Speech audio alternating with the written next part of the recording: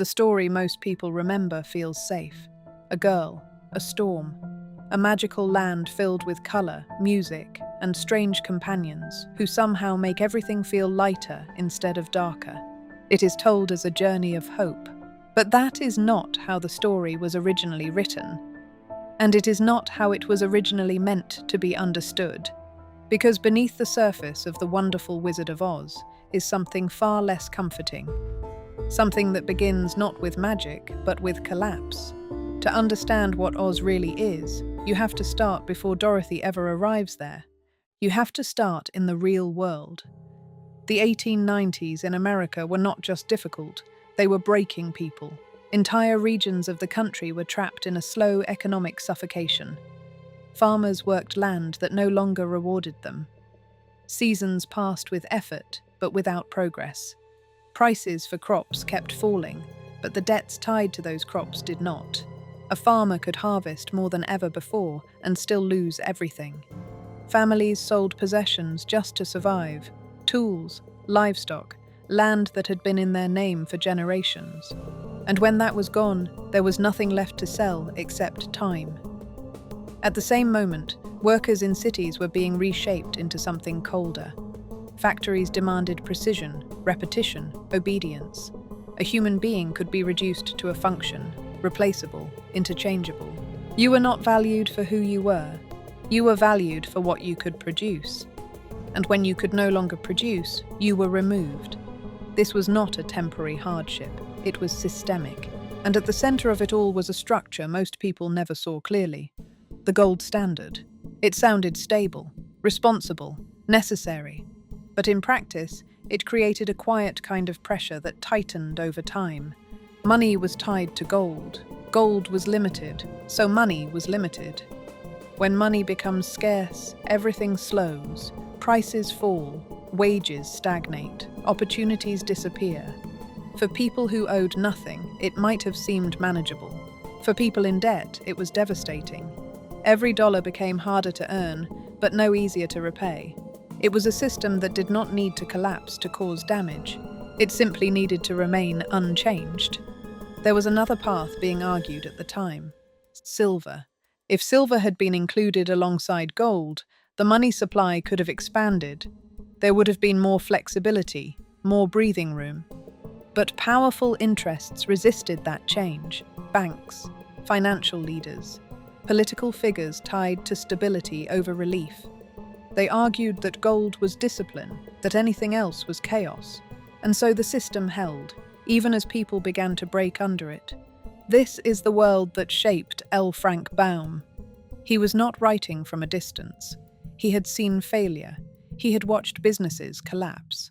He had lived through a system that did not protect people when they fell.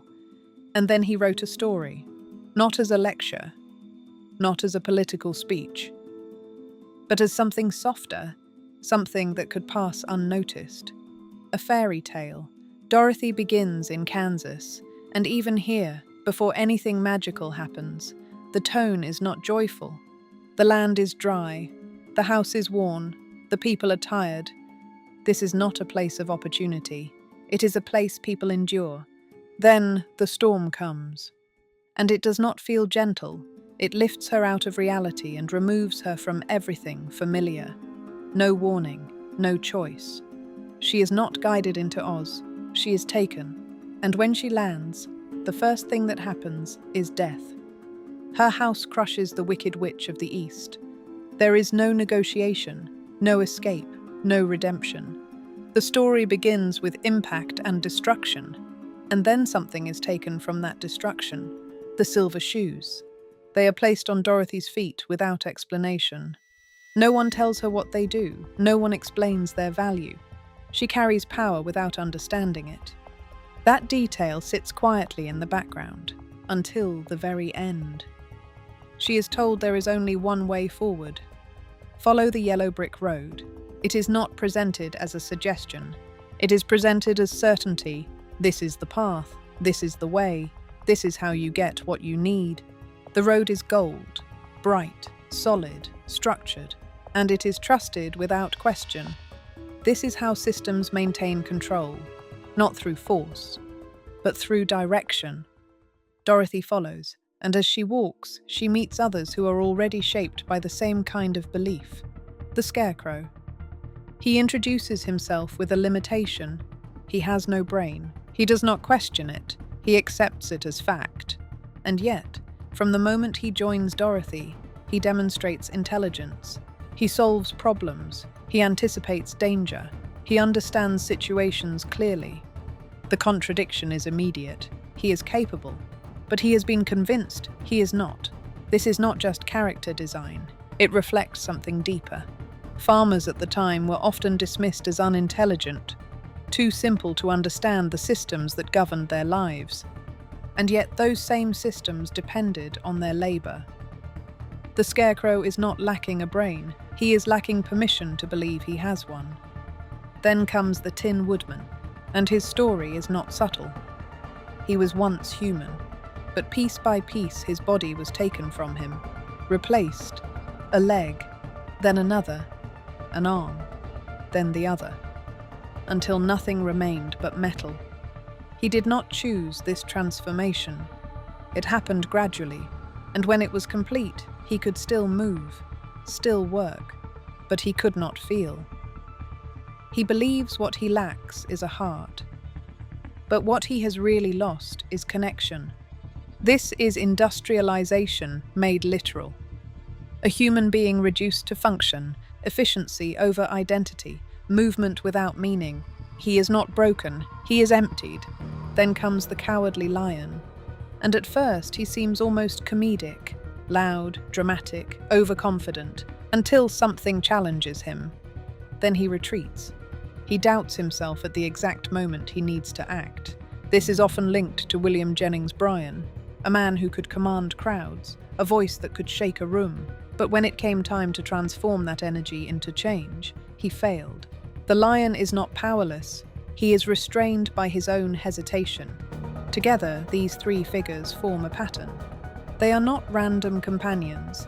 They are reflections of real people. People who have been convinced they are missing something: intelligence, emotion, courage, but who demonstrate those qualities anyway. They continue forward, along the yellow brick road. The journey becomes darker the further they go. They are not simply walking, they are surviving. There are threats that require force, obstacles that cannot be reasoned with. The world of Oz is not as gentle as it is often remembered. It is structured, but it is also hostile. Eventually, they reach the Emerald City, and this is where the illusion becomes most obvious. The city appears extraordinary. Green, bright, radiant. A place where everything is elevated beyond the ordinary world. But before they can enter, they are required to wear green-tinted glasses.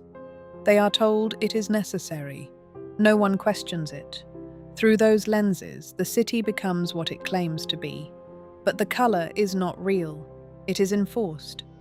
Remove the glasses, and the illusion collapses. The city is not built on wealth. It is built on perception. This is not just a setting. It is a statement. People can be made to see prosperity, even when it is not there.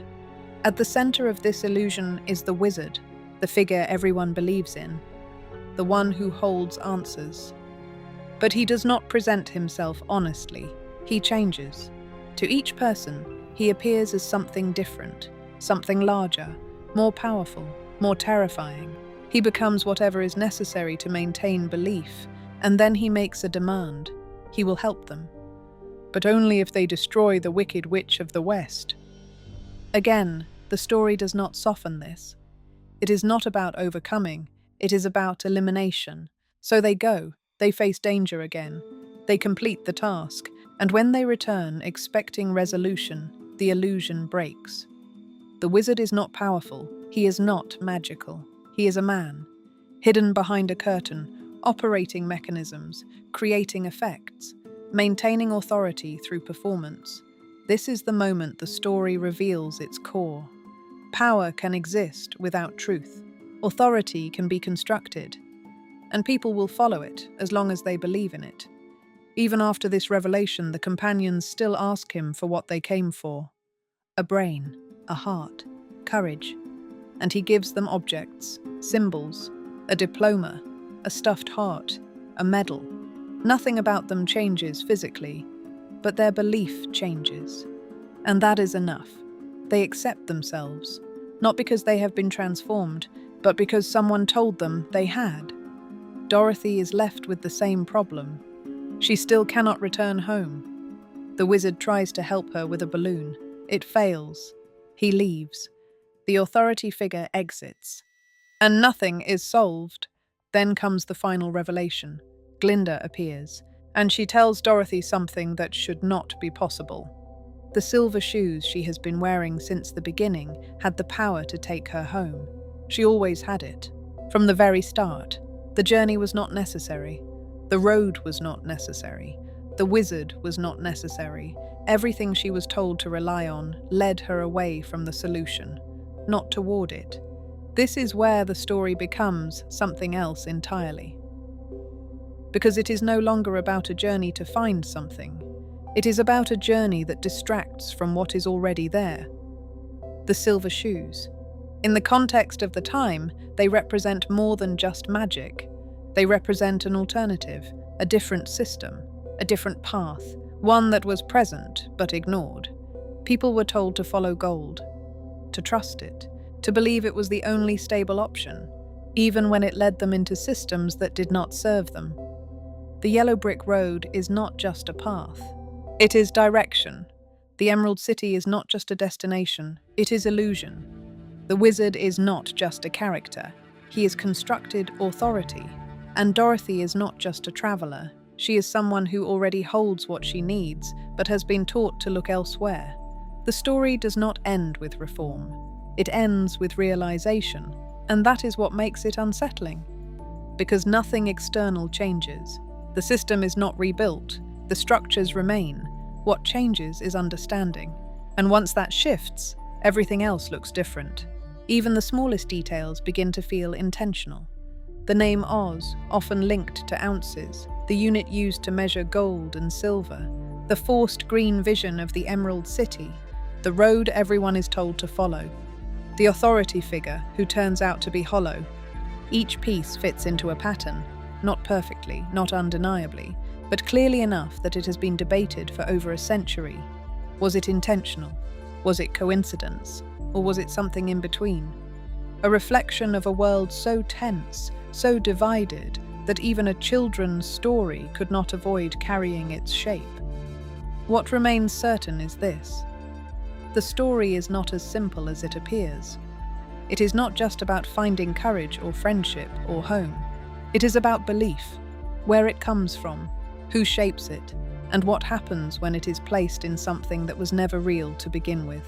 Because once you see the wizard behind the curtain, you cannot unsee him. And once you realize the power was there all along, the journey itself starts to feel less like discovery and more like misdirection.